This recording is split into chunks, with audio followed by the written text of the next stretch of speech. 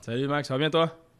Yes. Presque un jour depuis l'arrivée de Laurent Courtois à la barre de l'équipe, là, c'est son deuxième camp. Est-ce que tu vois une différence? Puis si oui, laquelle cette année? Pas vraiment de différence jusqu'à présent. C'est sûr qu'on est encore dans les tout débuts de ce stage-là. C'est sûr qu'il y a beaucoup de nouveaux visages, autant des joueurs qu'on a signés, des joueurs à l'essai, des joueurs du draft. Donc, j'ai l'impression qu'on est plus en ce moment sur une approche, oui, évidemment physique. On travaille physiquement. Je pense que c'est un peu le but principal de ce premier camp, ce premier stage-là ici à Tampa Bay. Mais aussi de partager les concepts de jeu à ces nouveaux visages-là pour que tout le monde soit un peu sur la même page. Ouais, je pense que c'est plus à ce niveau-là. Mais la seule peut-être différence que je peux dire, je le trouve un peu plus confiant dans son message, sûr de lui. C'est sûr, bon, avec une année d'expérience sous la cravate en MLS, avec un groupe professionnel comme ça, on n'est plus, on n'est plus que des joueurs U23 comme il l'a vécu avec le Crew 2. Donc, avec une année d'expérience, puis une pré-saison derrière lui de l'an dernier. Avec cette année, tu vois que ben, ces concepts, on essaye de peaufiner un peu ce qu'on avait fait l'an dernier. Non, ça se passe très bien. Puis, je trouve qu'on est déjà en avance par rapport à l'an dernier, à pareille date, sur les entraînements, dans le contenu, dans la qualité. Même si oui, on a de nouveaux visages, c'est vraiment pas l'impression de repartir à zéro. Là. On poursuit avec Gavino de Franco. Merci beaucoup, Patrick. Salut, Sam. Salut, Sam, Gavino. déjà 30 ans. Ouais. Approche maintenant des 200 matchs dans la MLS. C'est ta 9e année avec le CF Montréal, ton 8e camp d'entraînement. Mhm. Est-ce que tu es toujours un petit peu excité de voir que tu arrives au camp d'entraînement, il va y avoir des nouveaux joueurs? Est-ce que la chimie va s'installer avec les nouveaux joueurs? Je sais que tu es un vétéran, mais comment tu vois ça, toi, lorsque tu arrives au camp d'entraînement? As-tu des papillons? Oui, toujours excité. C'est sûr que le mindset change un peu dans le sens où là, j'étais excité de voir les nouveaux joueurs, de voir justement où allait se situer le groupe avec une deuxième année avec le même entraîneur. Excité de connaître le nouveau staff aussi, parce qu'on a de nouveaux entraîneurs avec nous. De voir, c'est ça, où on se situe par rapport à, comme je le mentionnais, au niveau de la qualité, au niveau de la chimie. Mais surtout, ce qui est excitant pour moi, c'est je trouve personnellement qu'on a mis de bonnes fondations l'an dernier avec la saison, même si ce ne fut pas parfait, évidemment, tout au long de la saison, mais il y a eu de bons trucs qui se sont créés. Puis on a bien terminé aussi, donc il y avait ce sentiment d'excitement-là de voir si on était capable de continuer à bâtir là-dessus. Puis ben, honnêtement, je peux vous dire que oui. Donc, puis avec des trucs évidemment qu'il fallait corriger. Ça fait à peine une semaine qu'on est ensemble. Mais honnêtement, moi, quand on se regroupe tous ensemble puis qu'on s'en va à l'étranger, c'est sûr, bon, rendu à 30 ans avec un garçon puis une petite famille, c'est plus difficile que mon premier camp en 2018, quand j'avais quoi, 23 ans. Mais toujours excité de partir, de voir comment on va travailler, est-ce que tout le monde va être capable de bien travailler ensemble, où se trouve l'équipe collectivement, les joueurs aussi individuellement, de voir si un joueur a pris soin de lui durant le off-season, est-ce qu'un joueur s'est amélioré, que ce soit par exemple un gars du draft qu'on a vu l'an dernier qui n'a pas fait l'équipe, qui a été réinvité cette année, aussi de son niveau. Donc, non, c'est toujours intéressant de voir un peu tout ça. Euh, non, très, très content d'être là, honnêtement. Ça fait du bien de retrouver une certaine routine aussi parce que dans le off-season, c'est important de s'entretenir, de se garder en forme. Mais t'as personne qui te regarde, donc faut que tu fasses de l'entraînement invisible. C'est pas toujours facile pour tout le monde. C'est sûr qu'avec un peu d'expérience maintenant, je suis capable de gérer ça. Mais de retrouver une certaine routine aussi, ça fait beaucoup de bien. Là. Jean-François Théodonio. Super, salut Sam, ça va? Salut, ça va bien toi? Yes, merci. Comme tu l'as mentionné, il y a un nouveau staff, Marco Donadel, que tu as connu, je pense, Oui. dans ta première année, du moins jusqu'en 2018 avec l'Impact. Qu'est-ce que tu te rappelles de lui en tant que joueur et qu'est-ce que tu vois chez lui jusqu'à présent dans cette première semaine? qu'est-ce que tu penses qu'il peut amener au groupe? Il est très vocal, Marco, jusqu'à date. Chose qui n'était pas vraiment quand il était joueur. C'était un joueur, bon, c'est sûr, il était en fin de carrière. Donc, il était un peu plus, pas à l'écart, mais je veux dire, il était plus discret, faisait plus ses trucs de son côté. Mais quand il parlait, c'était toujours quelqu'un, autant moi que les autres dans le vestiaire, là, que ce soit Patrice, Assoun, Laurent, peu importe qui était là, même des joueurs avec beaucoup d'expérience, on l'écoutait parce que c'est évidemment quelqu'un qui avait aussi beaucoup d'expérience, qui connaît son foot, puis qui est passionné. Puis maintenant, ben, je le retrouve maintenant en tant qu'entraîneur adjoint, puis je le trouve beaucoup plus vocal. Évidemment, je pense que c'est ce qu'on lui a demandé. Hein, puis je pense que c'est ce que tu dois faire aussi en tant qu'entraîneur maintenant. Donc, il semble avoir beaucoup de confiance dirigée vers lui de la part du coach, de Laurent. Donc, ouais, il gère beaucoup les séances. Puis, ouais, tu vois que c'est quelqu'un de très passionné aussi, hein, qui prend le foot vraiment à cœur. Puis, tu vois que le terrain, c'est sûr, ça fait longtemps qu'il n'est plus joueur, mais que ça lui manque un peu. Mais non, super intéressant d'avoir Marco, amène de très bons points. Une vision un peu, pas différente, mais des points que peut-être l'entraîneur n'avait pas vu d'une manière ou d'une autre. Donc, en ce moment, de ce que je sais, de ce que je vois, puis de ce que j'entends, tout le monde travaille très, très bien dans le staff aussi. Puis, ouais, Marco, c'est une belle addition. Donc, très content. Moi, c'est quelqu'un avec qui je me suis toujours bien entendu. C'est sûr que notre temps ensemble fut un peu court. Mais ouais, c'est quelqu'un, je pense, qui peut apporter beaucoup à l'équipe, là. Une autre question, Maxime? Yes. Sam, tu le sais, ça fait plein d'années que tu es là, puis Mhm. t'en as vu du foot. T'as des bonnes équipes qui ont un buteur qui ne met pas dedans, puis ils ne remportent pas leur match. À tous les niveaux, chez les jeunes, chez les pros, Ouais. des super mauvaises équipes qui, à un moment donné, ils ont de la chance, puis ils marquent un but, puis ça fait la différence, puis ils partent avec des matchs. Comment tu es confiant que ce groupe-là, en ayant perdu Joseph Martinez, peut bien faire avec ce que tu vois à l'entraînement, les nouveaux attaquants, etc. Comment tu as confiance? Comment tu peux nous vendre le projet? Non, moi, personnellement, très confiant. Je veux dire, oui, on connaît les succès de Joseph l'an dernier qu'il y a eu en fin de saison. Il a été bon, il a été très, très bon, évidemment, pour la mettre dedans, comme tu dis. Mais je pense que nous, justement, on a été très, très bons autour de lui. Donc, je dis pas qu'on l'a servi à merveille, puis que c'est grâce à nous si lui a marqué ses buts. Mais je pense que dans l'idée de jeu, dans le collectif, on a été bon, puis super intéressant. Puis je pense qu'on va l'être encore plus cette année. Puis niveau des attaquants, si on regarde l'an dernier, c'est pas mal juste, puis c'est pas de flèche à personne, mais c'est pas mal juste Joseph qui marquait les buts. Maintenant, on a Vriani, on a Oussou, on a Sunusi, on a Jules, que je sais, lui, veut un peu rebondir de son année Koussa de l'an dernier. On a Mala aussi, qui a eu une blessure l'an dernier, qui n'a jamais réussi à récupérer, qu'en ce moment, je vois en grande forme ici en camp d'entraînement. Donc, c'est une belle option aussi. Donc, au final, ça va être à ces joueurs-là, ces attaquants-là, de buy-in à notre projet de jeu, à notre style de jeu, puis ben, de la mettre dedans, comme Joseph faisait. Par contre, personnellement, moi, je trouve que Joseph n'était pas parfait non plus dans le jeu. Donc, au final, on peut dire, oui, bon, buteur, l'important, c'est de mettre des buts. Mais je sais que le projet du club, du groupe, c'est plus que ça. Donc, je pense qu'avec ces acquisitions-là, de ce que je vois jusqu'à présent, c'est pas juste du monde qui se met dans la boîte, qui attend que le ballon arrive sur le pied, sur la tête pour finir. C'est vraiment du monde, des joueurs qui sont impliqués dans la construction, à faire bouger l'équipe adverse, etc. Donc, c'est super intéressant. Mais c'est sûr que ces joueurs-là, ça va être des joueurs qu'on va juger sur le nombre de buts, d'assists qu'ils mettent. Mais je pense que ça va venir. Si on est capable d'avoir un collectif intéressant avec des idées de jeu qui sont claires, puis un jeu où on est capable de les alimenter. Après, ça va être à eux de faire montrer leur qualité puis de la mettre au fond des filets, là. Mais honnêtement, je suis pas trop inquiet, là. Carole Lemire, RDS.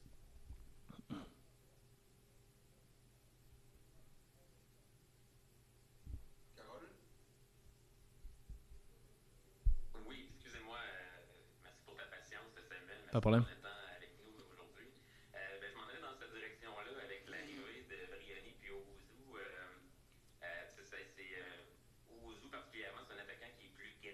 Mhm. Je me demande en quoi il peut changer le visage de l'attaque de l'équipe selon toi, puis comment ces nouveaux attaquants-là s'intègrent au groupe jusqu'à maintenant.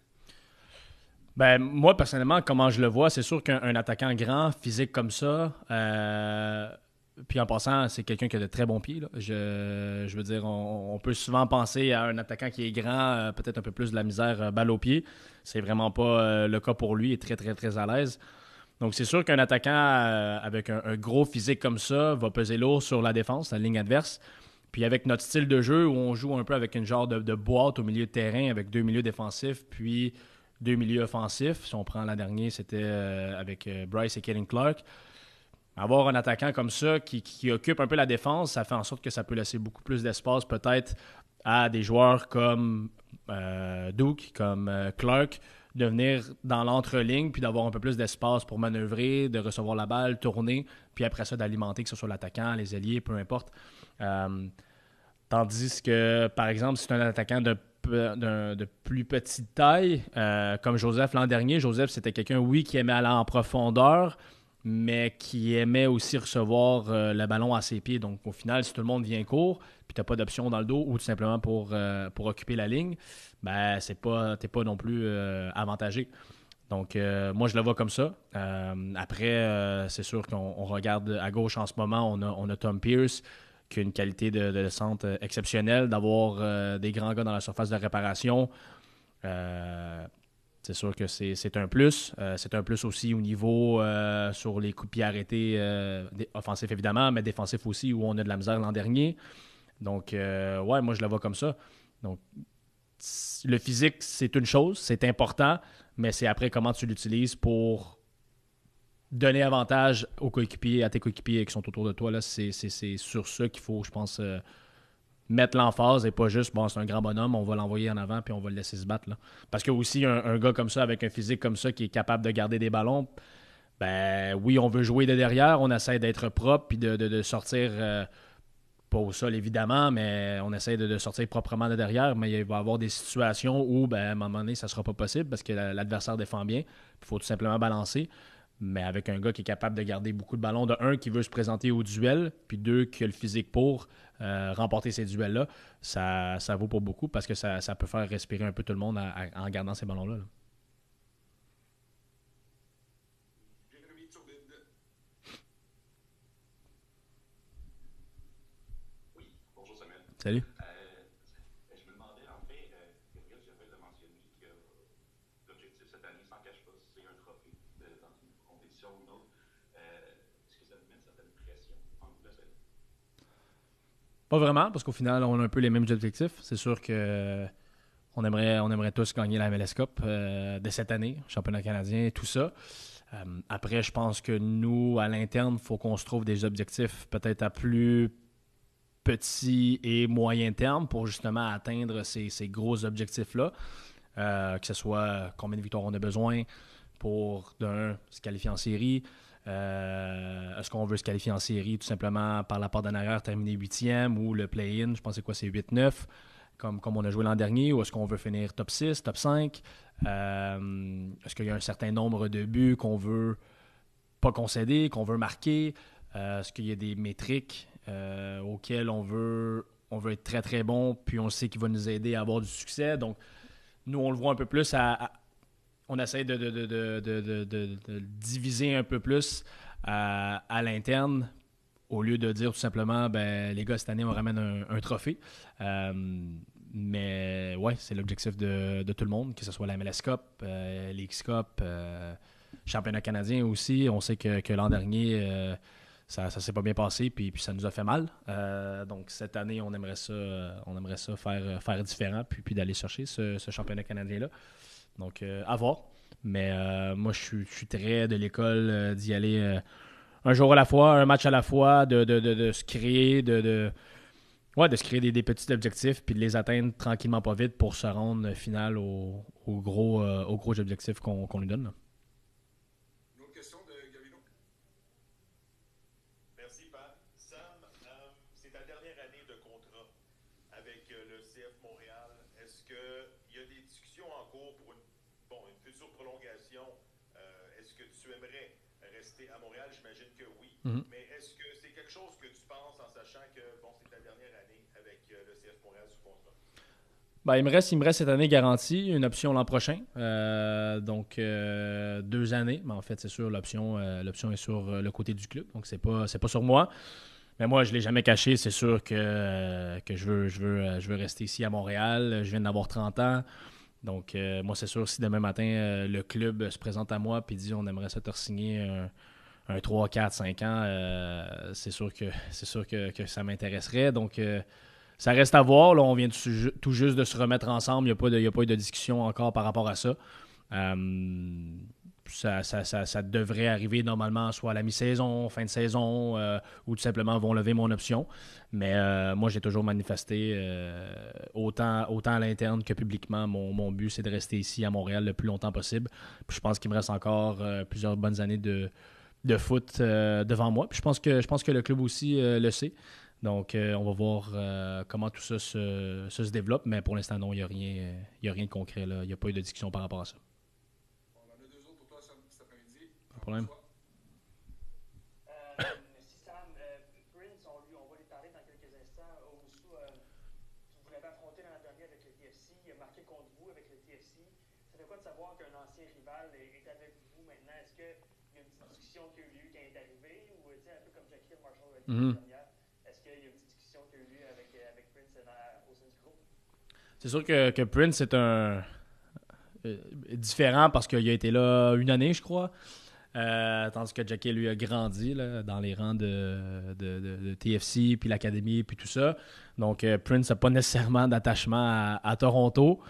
Mais, ouais, essayer de savoir un peu des questions à gauche et à droite, comment ça s'est passé là-bas, comment il a aimé ça, qu'est-ce qui était bien fait, qu'est-ce qui n'était pas bien fait, parce qu'on peut toujours prendre un peu de chacun et de tous, puis d'essayer de ramener ça ici, puis de faire en sorte qu'on améliore les choses.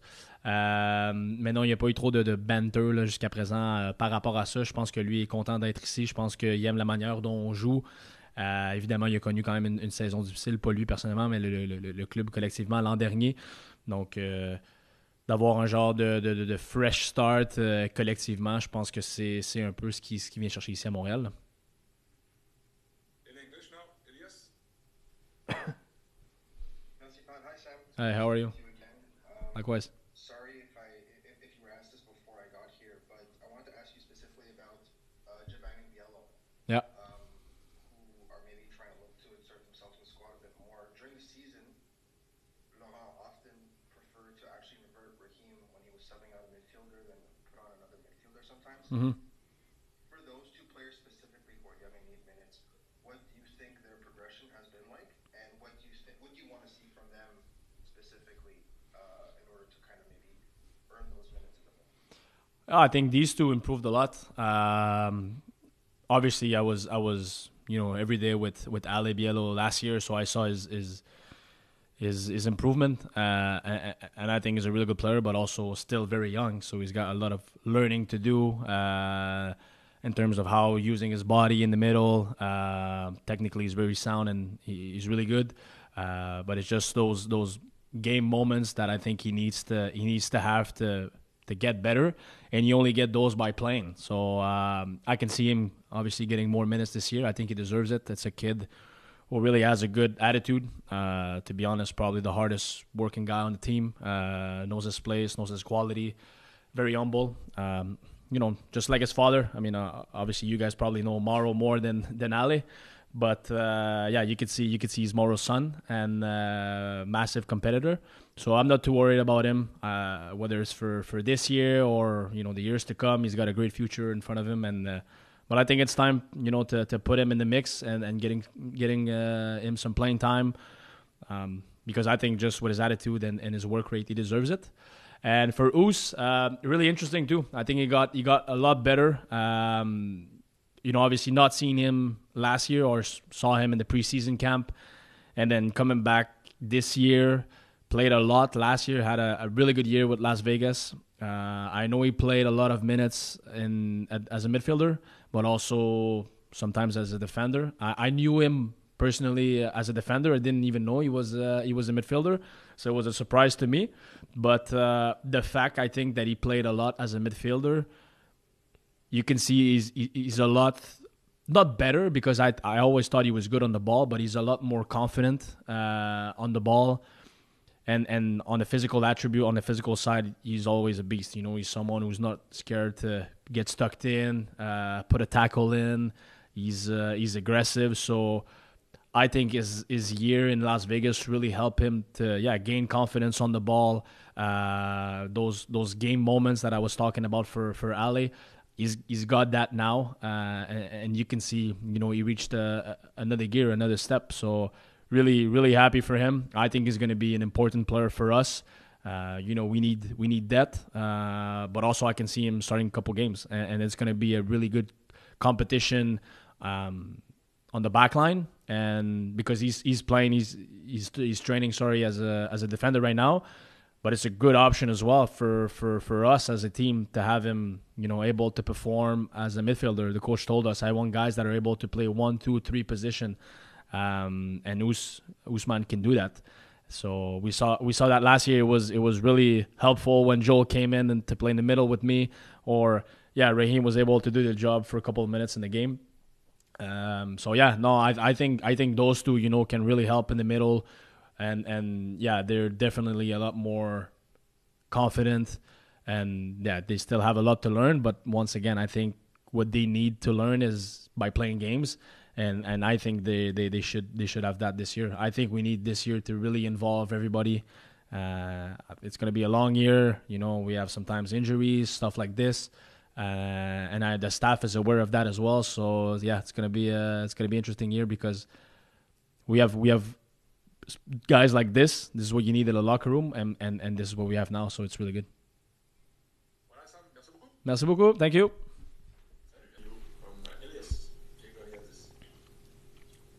Hi, Prince. Nice Hello. to finally meet you.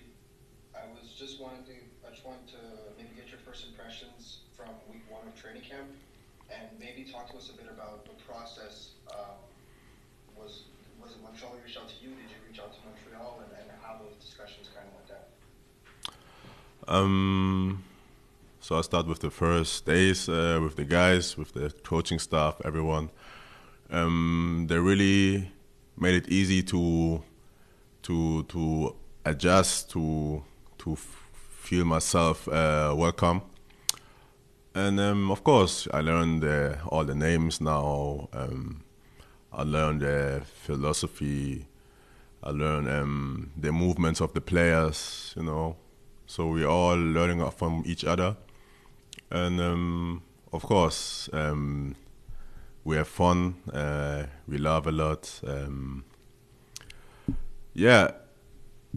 About how the contact happened is Montreal reached out to me, and they was really clear that they had interest in me, and I really felt comfortable and liked how they approached me, and the talks was really good, and we was on the same page, and that made my decision very easy. Next question, Jean-François Tautonio. Hi, Prince. Nice to meet you. Nice to meet you. You're the second player in the last year that makes the move from Toronto to Montreal. Do you know how big this rivalry is? Of course, you scored against Montreal last year. So how surprised were you to get this contact from Montreal and to make this move in the end? Of course, I know about the rivalry. Like you said, I was part of it last season. To be honest, I was a little bit surprised, but not that much. I think this is a great opportunity for me to show myself. And like I said, the talks was really good, and I'm very comfortable with this decision to join Montreal. Maxime Trouman. Hello. What kind of player are you? For those who don't know you as a soccer player, how can you describe yourself? I'm a very explosive player. I like to do deep runs. I like to connect with my players. I'm a finisher, but also have the eye for my next teammate if he's in a better position to score. I'm a guy who wants to help the team, offensive-wise and defensive-wise. Yeah, I take both rules very serious, to attack and to defend. And I think this is a quality who can help every team. And I still try to progress in those things. But I think I'm on a good level and a good way to help the team. Hi, Prince. Hello. Welcome to Montreal. Prince, you scored 9 goals with Toronto last season. You were the #1 scorer with the team. I can't explain that. How come Toronto didn't pick up your option for 2025? Did they give you a reason? Are you surprised that you're not a member of Toronto anymore? Thank you. No, football is nothing safe.